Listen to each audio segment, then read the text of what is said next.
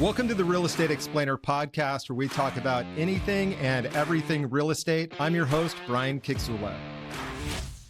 Today, I've got Luminita Ispas talking about real estate investing and her role as a real estate coach. Let's jump right into the episode. I just wanted to say thank you for jumping on the podcast today. As a real estate investor and coach, what type of properties are you looking to buy? Great question. Over the last 24 years, I've invested in different properties. And I noticed that the easiest to manage for me, it's a property that I will buy as value add, possible 3 to 4 units. Actually, I love 4 units a lot. And the reason is, number one, 3 to 4 units buildings, they can get residential financing, 30-year fixed mortgage. So there are no points, lower financing cost, fixed interest rate. I can still refinance anytime I want. I can sell with no prepayment penalties. Also, 3 to 4 unit buildings are very easy to resell because there are buyers out there that can buy with no money down, 3.5% down, 5% down, a 4 unit building, which means the pool of buyer increases. So the value of the 3 to 4 unit buildings a lot of times higher and grows faster than on a 5, 6, 7, 8 unit. So you're looking at, so it's going to be residential properties, 3 to 4 units. So you're looking at bringing down the cost per unit, because now you're buying 3 or 4 of them at a time. So one building. You're also looking at the financing piece. So financing is huge, just because you're not going to be able to go get a, let's call it an 80 or 90% loan to value on a warehouse. You have to bring in 20 to 30%, and you're more likely to have one tenant, possibly 2 tenants. Absolutely. The commercial, I think it's good for people that have a lot of income and businesses. They have a lot of reserves. They are very experienced investors, because when you lose a tenant, a commercial tenant, it might take 6 months to a year to get a new one. The commission loan could be 6 months of income additional, and you have to support that property for a long period of time. And that's not for the faint of heart, right? The other thing is with the commercial, you need a lot of down payment, a lot of reserves. Commercial to remodel it, a roof on a 10,000 square foot warehouse is going to cost $100,000 versus a roof on a 4 unit might cost me $15,000. So a lot more affordable. To resell a warehouse that's $4 million, again, if it's empty, it's going to be very hard to resell it. It might take a year. If it's rented and the good cap rate, will be a lot easier. Again, the commercial, I think, is for the people that are knowledgeable. They have the finances. They know that they can refinance in 5 years or 7, versus with the conventional, you get a loan that is good for the life of the loan. It doesn't matter if you retire, if you lose your job, no matter what happens, your financing is there and your interest rate doesn't change. You're saying because you're getting a fixed loan instead of a strictly adjustable that you might get with a commercial property? With the commercial, it's not just that it's adjustable. On the commercial, you get a 5-year loan or a 3-year loan, or the 7 years. You a lot of time you are forced to refinance every 3, 5, 7 years, depending on what you got.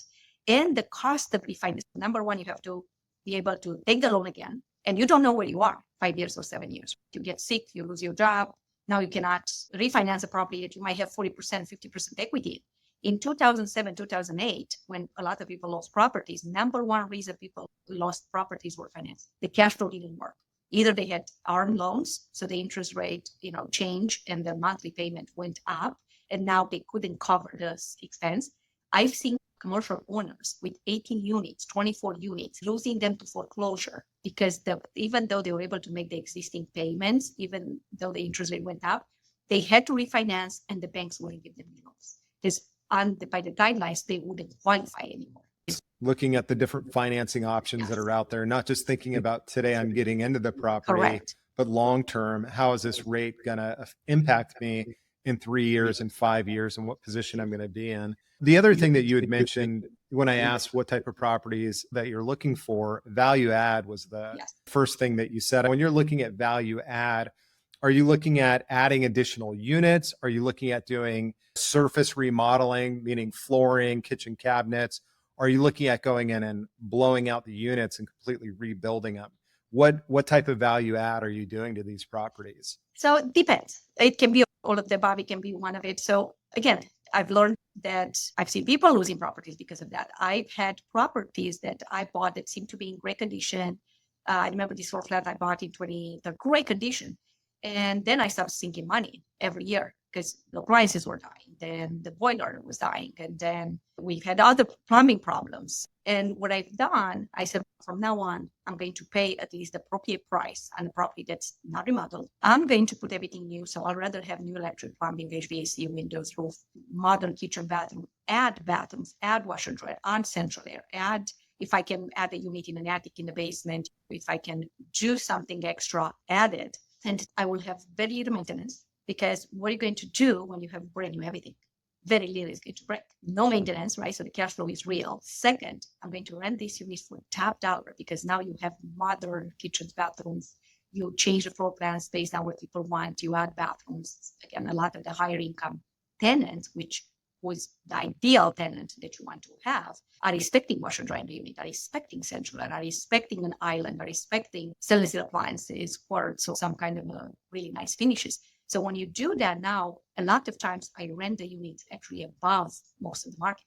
So I have buildings where I establish new rental prices in the neighborhood, because when I brought to the table, it had, even though the square footage was the same, or my square foot unit was smaller than the neighbor, but it had the same number of bedroom and bathroom, because I had central air, I had washer dryer in the unit, I added, like I said, a gorgeous kitchen with an island, open up some walls, added another bathroom. Out of a sudden, I rented for $600, $700, $800 more than the neighbors. So the value adds are real. You're not going in and looking for a property that's been flipped and someone's come in and done the brand new kitchen. You're looking at doing it after you acquire it. And I think what you said is key too, because you may go into a recently remodeled property and you're buying it because everything looks great. It's got that fresh coat of paint. It's got the new kitchen cabinet. It's got new appliances. But what you don't know is it's got 30-year-old pipes. And you're going to have some serious plumbing issues where you've got to cut out the flooring and refloor the property. So I think value add in the way that you're mentioning it's broader than what most people think. You're going in and you're looking at the shell of the building, putting a new roof covering on it, upgrading the HVAC system, really getting the bones or the structure of the property brought to like new conditions. That's definitely an interesting way, because you're not planning on flipping these properties. You're holding them, you're bringing in tenants, and you're building wealth for the long term. Right. And we make money two ways. You make money by increasing your income and increasing your expenses. When you separate utilities, you just decrease your expenses. Let's say an okay unit is rented under the market at $1,200. You come in, you just do TLC, like what you were mentioning before. Let me just change the kitchen and the bathroom, right, and paint, and all of a sudden I can rent it for $1,600. It looks like I'm making money. However, if you do what I do, where I go in and I add washer dryer, I take it from the boiler, add HVAC, and I go with the finishes a little bit higher than changing the cabinets that are there or changing just the counters and the appliances. I actually open up a wall. I open up the kitchen to the living room. I put more kitchens in, a nice island. What happens now, I'm bringing that rent to rent or 21 or 22. So out of a sudden, I'm going from 12 to 2. What happened, I lower my expenses. So if my expenses on this building before I pay the heat, and it was $6,000 a year, now that $6,000 disappears. So $500 a month disappears. And I increase the rent by $500 per unit times 4. That's $2,000. And I'm not paying the $500 for heat. So I'm actually making $2,500 more per month, which is $30,000 more per year. That it means $300,000 more value on the property at the 10% cap rate. So what I do, I force the evaluation of the building. So I add value to the property day one when it's ready. I add value to the rents, right? And I decrease expenses. So I'm increasing my net worth. And I can resell the property. If something happens, I need to sell something fast. I just sold the building a month ago. That I put a lot of money in, took the time. But it just happened that I wanted to sell it this time instead of keeping it. I was able to be okay because, again, I increased the value. How do you make sure that you're not over improving a property? Because that's another issue that I've seen, as clients will go in and they'll over improve a property. So they're bringing it up so it's the highest standard, but the neighborhood hasn't kept up with those numbers yet. So they get themselves in a negative position. It's an over improved property for the neighborhood. So what's the balance there? Yeah, very good question, actually. That's a very good point. People do that when they do it for themselves. So if they move in and they think, well, I'm building it for myself, it doesn't matter. I'm going to live here forever. When people over improve, which historically People used to move every 5 years. Now it's about 7 to 8 years. So everybody that thinks they're going to live there forever, maybe 2%, 3% of them will do that. So that's number one. Number two is when they do that deal, they think, oh, I'm going to keep the floor plan. So I've seen mistakes made by flippers or made by investors where they did cut the building, but they kept the same floor plan. The units were 2-bedroom, 1-bath. So they got it. They went down, they changed the electric, they changed the plumbing. They changed, and all they had to do was add another bathroom, add washer, dryer. They didn't add that, which is unbelievable to me, because you want to change the makeup of the unit. This is how you make sure you get the value. Number one. Number two, I've seen people changing a porch because, oh, it looks old. Well, a porch is $20,000. Why would I change a $20,000 porch? I can just paint it. I can just and put some stain, and it'll cost me $1,500 instead of $20,000. So you want to look at what are you doing to the property. You're looking at value adds. That's as clear as it gets. If you could take a 2-bedroom, 1-bath or a 3-bedroom, 1-bath and add that additional bathroom, then all of a sudden it makes sense for, let's say, a couple to live there or a small family to live there. But that 1 bathroom that's going to be functional obsolescence problem. Yes. Or no washer dryer. This is one of my PV, hundreds of thousands of buildings, and they do not add washer dryer per unit. A lot of the high-income tenants, they come in from colleges. They're used to living high-end condos, downtown condos. They have everything they need. And now you expect them to do the laundry in the basement with the other tenant, or why would you? And they might not have pets. The neighbors have pets. They're not going to want to do laundry with anybody. Plus, they are working. We don't know their schedule. Laundry hours are certain hours. So people, when you remodel for the future. So you don't remodel. And the finishes, the type of finishes, that's another PVs they have. I've seen builders, and I'm talking about builders, not even rehabs, people that build buildings with finishes that were installed 20 years ago. Who's going to rent to even though it's a brand new kitchen, but the kitchen cabinets, instead of quartz, you add the old Thai style granite, black appliances. Why would you do something like that? Because now that's over improvement if it makes sense, in the sense of you spend that money, but you didn't really raise the value of the property, and you didn't raise the value of the rent. Because again, what type of a tenant are you getting? So you always have to think ahead. What are people want? What people want? They don't need a formal dining room. They want an island. They want more cabinet space. They want all the appliances in there, right? They want a dishwasher. They want microwave instead of having just a fridge and a stove and 10 cabinets. They rather want design. And design doesn't mean you have to do all Italian cabinetry, because that's an over improvement. No, you can do the Chinese shaker white cabinets, and you do purposefully, tastefully, the colors that you put in, and you make them look beautiful on a budget. So you can do a lot of design. So I use a lot of design. I actually have an interior designer that helps me a lot. And I've learned a lot over the years from her. Plus, I've seen over 100,000 properties.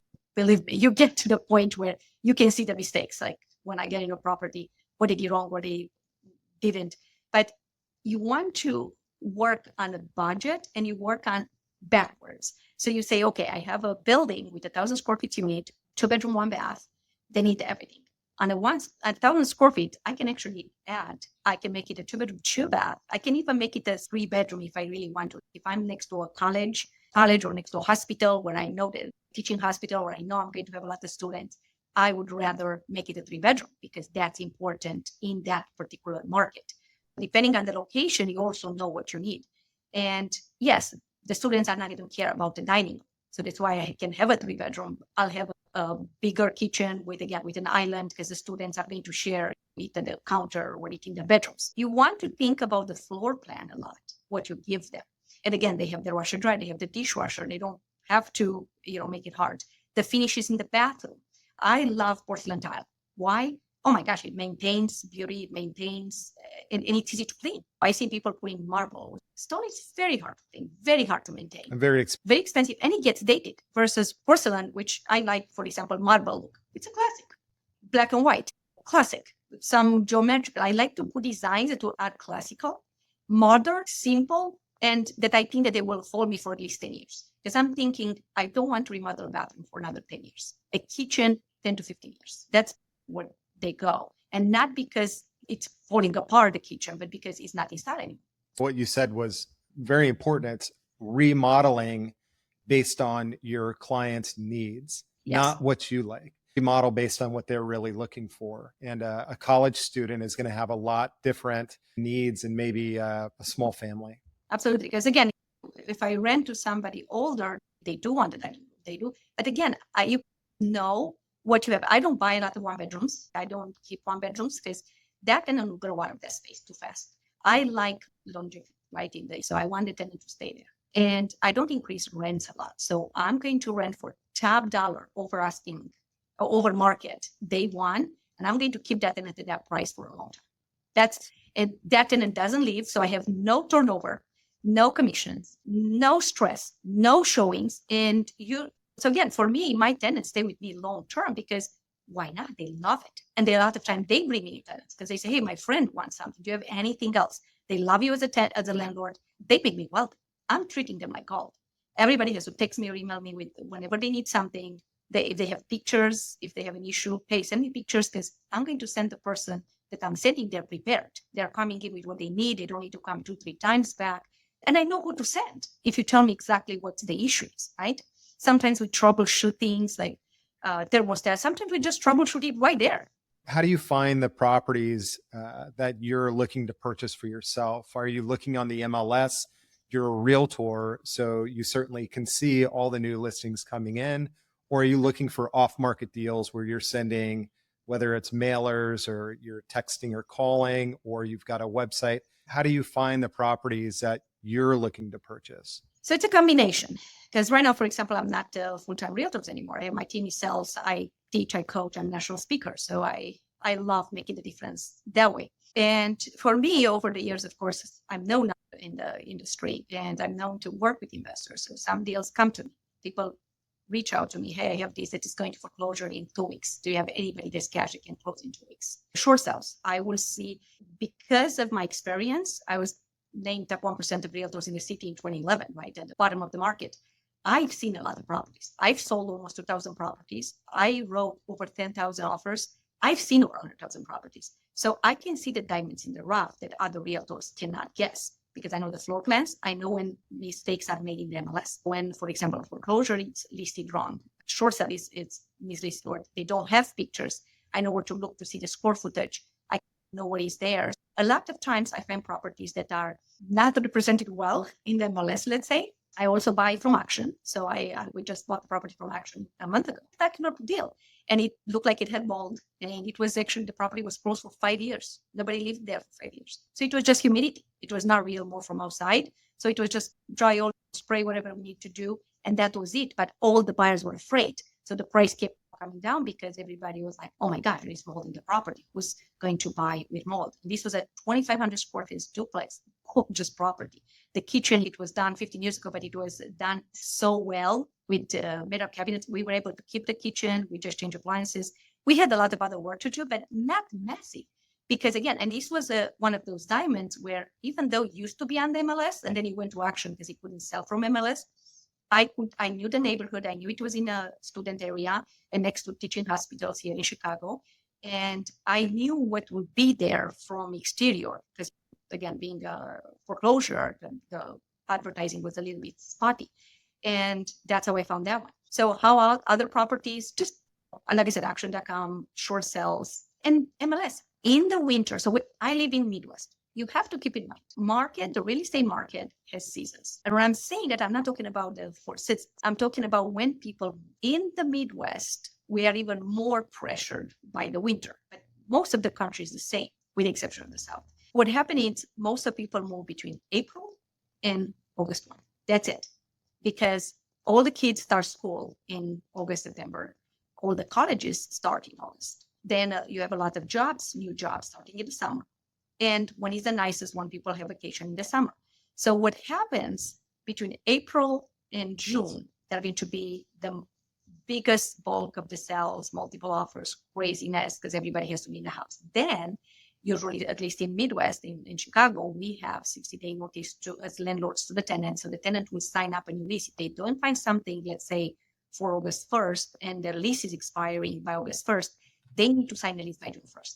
So now all of a sudden, starting July, prices are starting coming down. In the winter, starting November, it's cold, the day is short, everybody's starting going in holidays, traveling, right? It's Christmas, and in January, people don't have money because they're waiting for the tax refunds. And they're tired, and it's cold, right? And it's the day short. So what happens, I'm not kidding, 8% or 90% probably of my properties have been bought between November and January. So you're waiting until everybody else is out of the market and then you're stepping into the market. You're also probably finding properties that they're getting stale. They've been on the MLS or they've been listed for months and months. The sellers are ready to sell or ready to move on. You're able to pick up properties at some type of discount. Absolutely. And that's when I was a full-time realtor. That was when I had time because I had a little bit more time for myself. So I always set a goal by January, I would buy a property a year at least, and then I would buy it by January 31st. That was the goal. And if I didn't buy anything in the year and I'm coming in and it's like October, now I'm like, okay, I need to have something under contract. I need to have it soon. And now I'm starting watching the market. I'm starting, I know what I'm looking for. And like I said, I'm looking for the property that are the diamond in the rough. They're not represented. I'm looking, like you said, the properties that the sellers, the agents, that they get desperate because they see no action. So they keep dropping prices. The foreclosures are dropping prices. The short sale are dropping prices. Oh, also properties with the one that passed away. Those are other great property because I remember a property I didn't buy myself. I sold it to a client. 10 sellers that were on that property. When the offer came in 50,000 less, 50,000 divided by 18, so not that big of a difference for each of the seller, right? To take less. So in that case, it was easy for them to accept the offer because it was like cash as is. So I use very good terms towards the sellers. They don't have to get the tenants out. Like, I'm a very easy buyer. I'm your perfect buyer. You give me the price I want. You give me the property. I'm going to give you all the terms you want. I'll give you lots of earnest money. I'll give you as is. You don't need to make any repairs. Like I said, you don't even need to deal with the tenants. I'll handle all those. And a lot of times the seller are going to be like, okay, you're taking all that on? Sure, I'll give you 10,000 less or 20,000 less. No problem. Because you're dealing with it, not me. So you solve people's problem. They're going to give you a better price. I'd like to thank today's sponsor, CostSeg RX, a cost segregation company. If you're interested in a cost segregation study, log on to realestateexplainer.com and click the cost segregation link at the top of the page. Are you coaching investors? Specifically, are you coaching the real estate market? I'm passionate about financial education. I believe financial education can truly change the world. 70% of divorce are over money. A third of the wars are over money. Families, crime, stealing, a lot of the crime is over money. I believe that if people had enough money to be comfortable, a lot of these problems will disappear. And financial education, as you probably know, is not really taught in school, but it's getting introduced at a simple level as a budget, saving, right? Maybe retirement account. There are 3 levels of money management. Number 1 is earning. And everybody focuses on the earning. Everybody cares, right? That they want to make money. They will see, how do I make more money? I'm going to go to college. I might do a master's degree. I'm going to open up this business. I'm going to learn this thing. And that's how I'm going to make money. That's the level 1 and the level that everybody focuses. And that's what's in schools right now that's getting introduced. Number 2 is, okay, I made that money. How do I keep it? Because let's say I make $100,000 a year. How much of that $100,000 I have on December 31st? And most of people have nothing. And I'm not kidding, nothing. A portion of them, they save some and maybe a little bit of savings. I've had examples where I've seen people making $600,000 a year and they were in debt millions. They're spending more than $600,000 a year. They also didn't understand the tax. Taxation, the biggest expense in our lifetime is taxation. Second is housing. So people don't understand taxes. You make $600,000, you pay $300,000 to the government. You actually make $300,000 for 401ks unless you have businesses that offset their taxes. And this is what I teach, right? I teach how to offset the taxes with real estate. How these things not just make you cash flow, not just make you wealthy, because you might not be good at saving. You might be like, I want my lifestyle. Guess what? I'm going to teach you how to buy $1 million worth of real estate with $4,000 a month in cash flow and let the tenant pay them off. You don't have to save them. And the best part, and you know this, Brian, better than everybody because you do cost segregation. The depreciation, even the tax deductions, you're going to offset 100% of all rental income and a lot of your W-2 income. And then once per property, you use cost segregation. Now you are saving lots of money. I had a 4 flat that I sold in 2021. I bought it for $500,000. I remember giving me $25,000 a year in 1 year.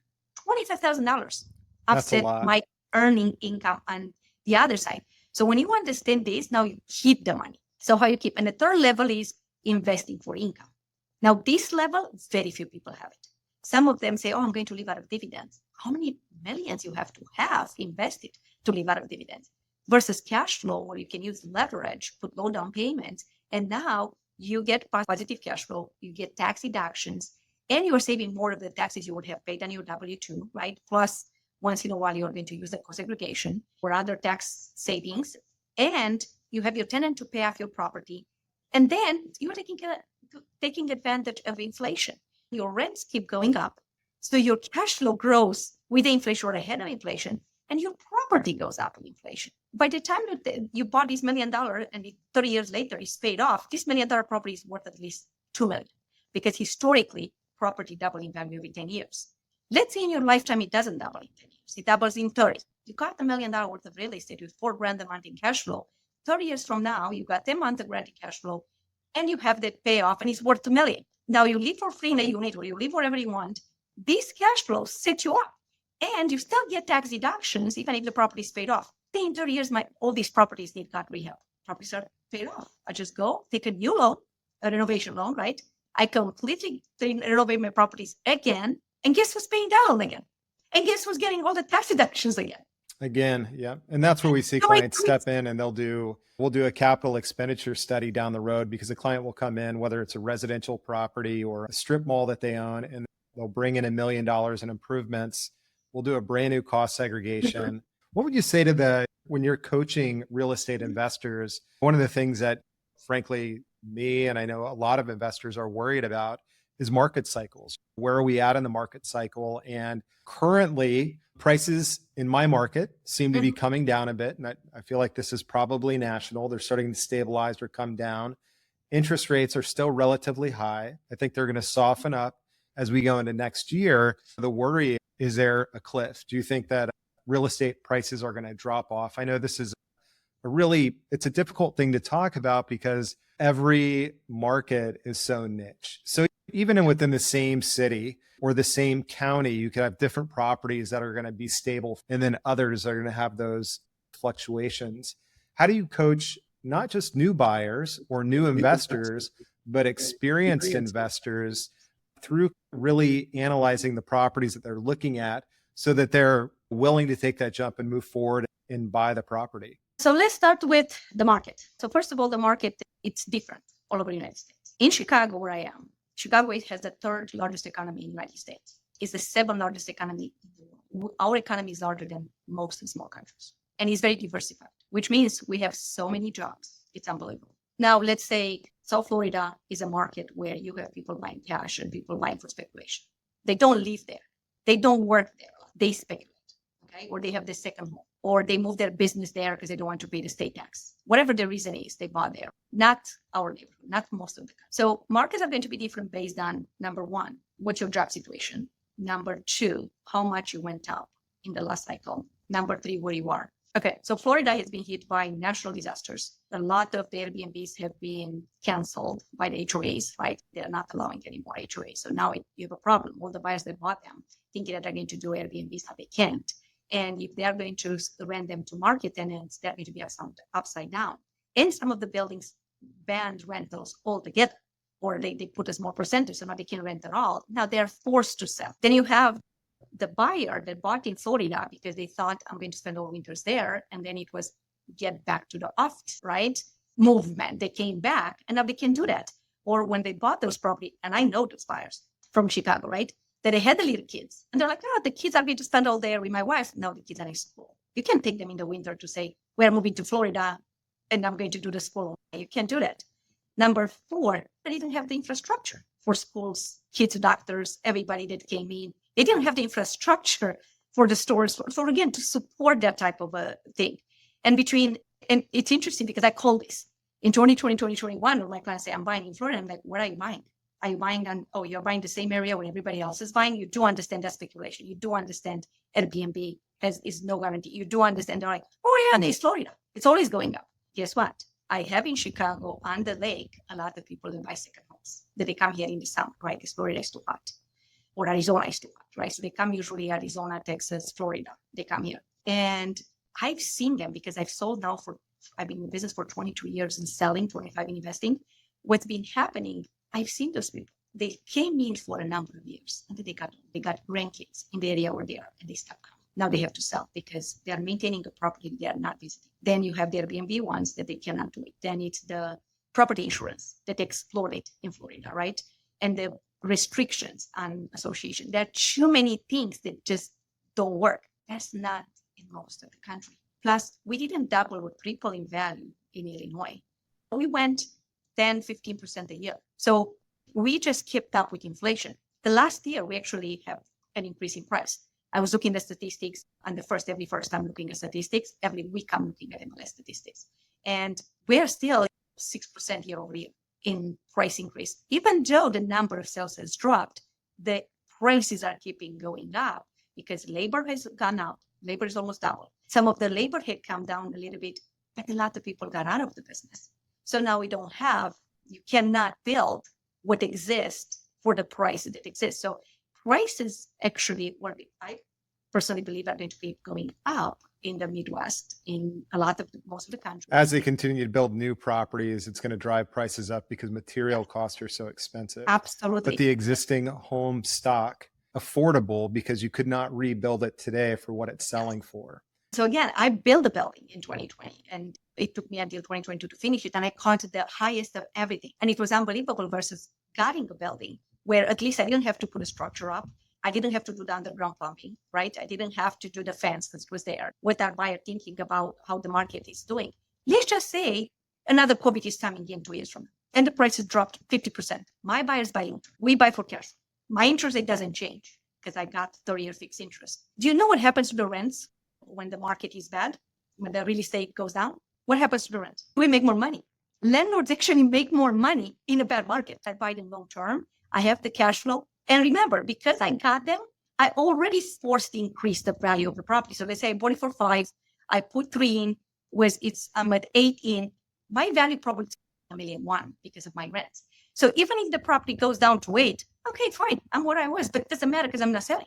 My property has no maintenance, almost zero maintenance. I don't need property management because what am I using them for? The rents come in automatic, right? They pay their own expenses. I pay only water and insurance tax and maintenance, which a lot of my properties, again, are very easy to maintain because I set them up that way. I think what you said, backing up to my question regarding how do you really coach someone through this, you laid it out. You're looking for not necessarily the market that you live in. What you're looking for is a stable market that's got the fundamentals, it's got the jobs, it's got the population base. They're not primarily vacation rentals or second homes. Correct. So you have the stability in the neighborhood. They don't need to have the double-digit increases. Again, you're just looking for stability. Then you're going in and you're looking at the individual property. What does a property already have? What can I keep in it without having to spend too much upfront to make it nicer than the other properties around it? You had mentioned keeping the porch in place if you can go in and sand it down and stain it instead of ripping out the porch and rebuilding it. So it's keeping the property, the fundamentals there, and then adding value. I think that is a great way to walk somebody that is looking at investing, or maybe someone who's looking at stepping up their investment and showing them how to do it in a very stable and thoughtful way so that they're not just trying to buy the next house they see or the next building they see. Because when I asked you earlier, how do you find the properties that you're looking to buy? You also said, I look on the MLS, I've got clients that come to me, they kind of materialize. But what I think you were really saying is that you're always looking to buy property. You're always looking at the different options that are out there. People know that you're always looking to buy, and you're setting a goal for yourself. I'd like to buy one property a year, to buy one property every 5 years, whatever it is. You've got a really clear path where you're going to scale this long term. And I think you laid it out perfectly. Before we wrap up the podcast, I just want to say, is there anything else you'd like to add? And certainly let people know how they can get in touch with you. I would say people can find me on my website, Eventbrite, because I have a lot of seminars all the time. Right now, I think 5 or 6 seminars coming up in person in Chicago and online. What is the website that they can reach out? Oh, it's my name, LuminitaIspas.com. Thank you very much for jumping on the podcast today. Thank you. Love talking to you.